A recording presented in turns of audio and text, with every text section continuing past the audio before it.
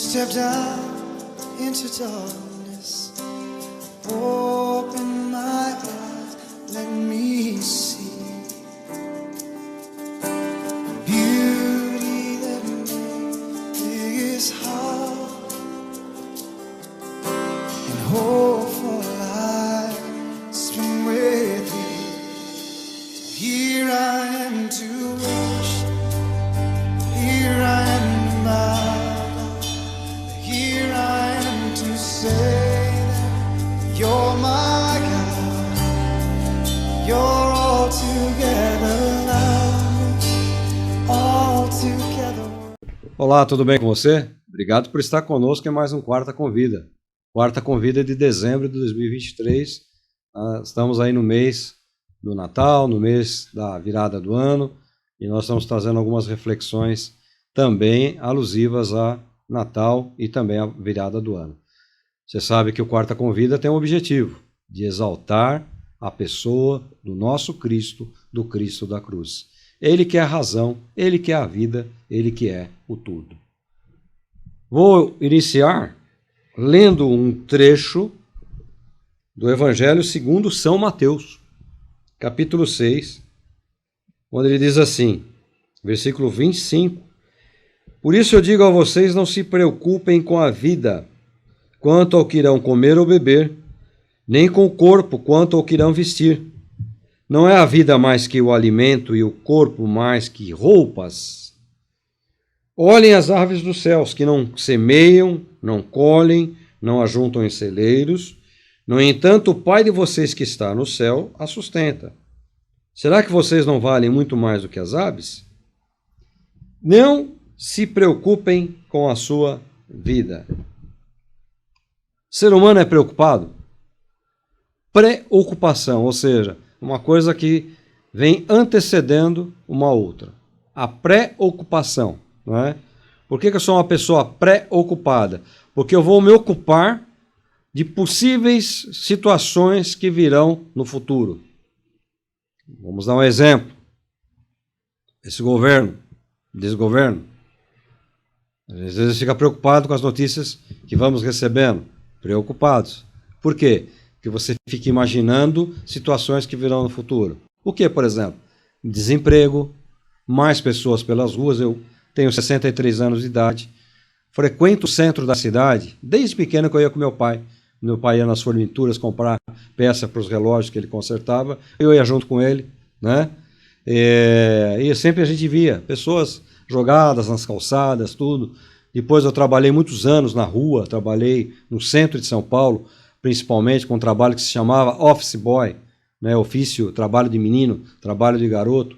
Eu fui office boy muitos anos, muitos não, um ano e pouco, e foi onde eu conheci a cidade de São Paulo, centro de São Paulo, bairros de São Paulo, e sempre eu via muitas pessoas na rua. Mas hoje, com 63 anos de idade, eu digo para você, de uns 2 anos para cá, nunca vi tanta gente na rua, principalmente esse ano. Aí você pode dizer, mas teve esse negócio de pandemia, tal. Isso piorou, mas não tenha dúvida que piorou, não é? E as situações que nós estamos vendo. Então, tudo isso é motivo de preocupação. Ou seja, eu estou preocupado com o que vai acontecer. Talvez você que está me vendo aí, como eu, seja vovô já. E o avô tem a preocupação com os filhos e com os netos. Puxa, o que vai ser do futuro desse país? O que vai acontecer daqui a alguns anos? Então, preocupação. Hoje nós vemos alguns núcleos de guerra espalhados pelo mundo. Algumas nações, como Israel, combatendo grupos terroristas, cuja finalidade, cuja razão da existência maior é destruir completamente a nação democrática de Israel. Se são bons ou não são, isso é outro problema, mas é ainda uma nação democrática. E o outro lado são grupos terroristas. Então pensa bem as pessoas que moram em Israel, né? Principalmente nesses últimos ataques que foram terríveis, matando quase 1.700 pessoas. Pensa bem como as pessoas vivem, preocupadas, dormem preocupadas, porque pode escutar uma sirene e vão ter que se refugiar em algum local, em algum quarto seguro, não é? Pensa o pessoal que mora perto de encostas, tal, que não deveriam nunca morar num lugar desse, mas estão lá por algum motivo, e escutam uma sirene porque vem uma tempestade, porque a chuva está muito volumosa e vai preocupação. Essas pessoas, numa época de chuva mais forte, nunca vão dormir sossegadas. Por quê? Ficam preocupadas que pode haver uma avalanche. A preocupação, ela ocupa um espaço da mente.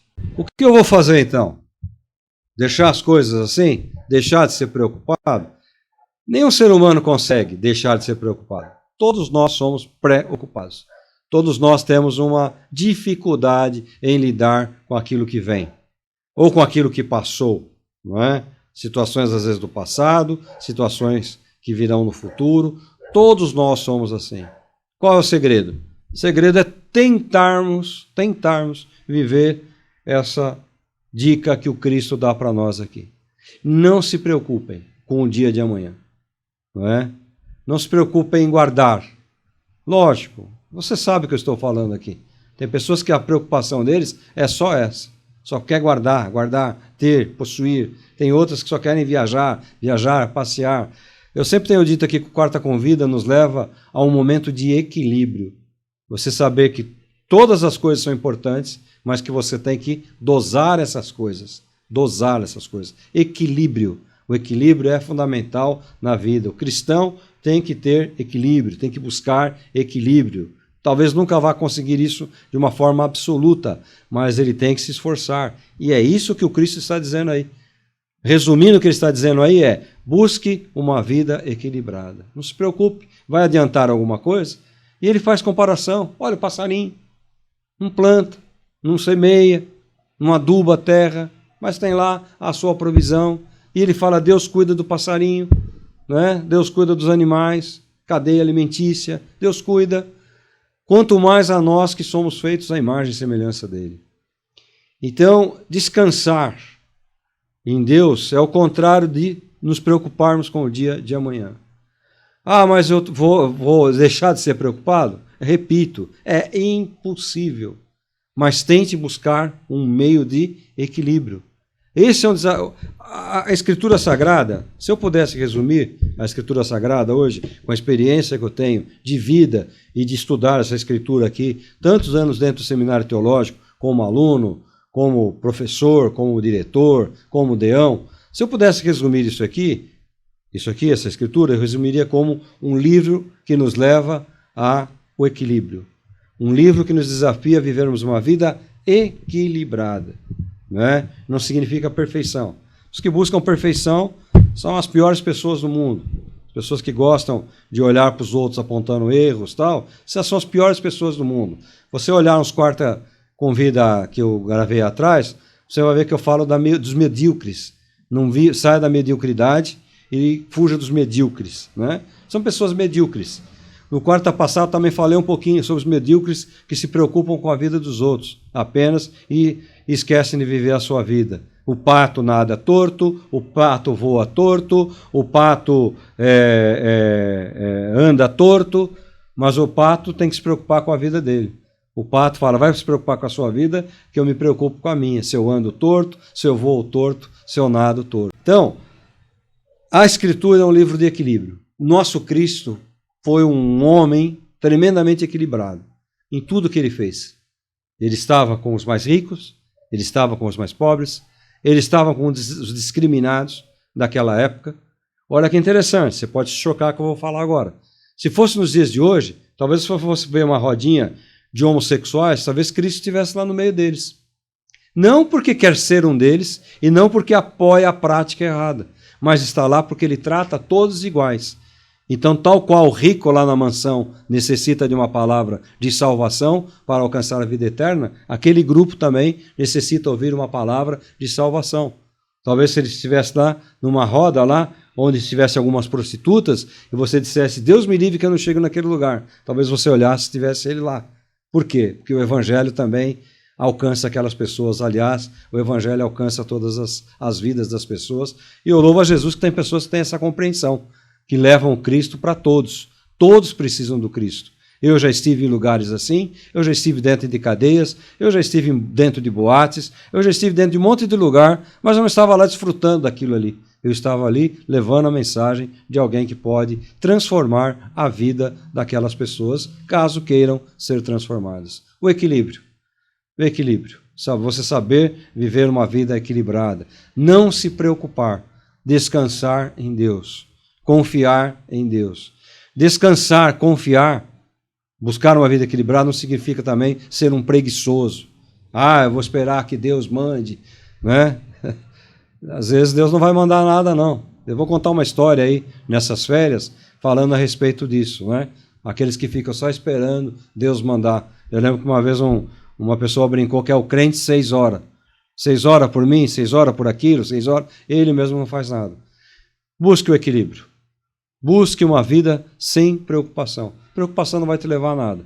Talvez o que você vai ganhar é alguns fios de cabelo a menos, alguns fios de cabelo branco, probleminha no coração, probleminha no estômago. Descanse no Senhor Jesus. Ele que é o equilíbrio. Jesus guarda a tua vida, guarda a tua família. Jesus guarde você em todas as áreas da sua vida, no seu ganha-pão, na sua área financeira, seus amigos, sua família, sua parentela, sua vizinhança. Jesus guarde você em Cristo. Eu me despeço e digo até o próximo quarta com vida, uma quarta diferente. Light of the world, you stepped out into darkness. Oh,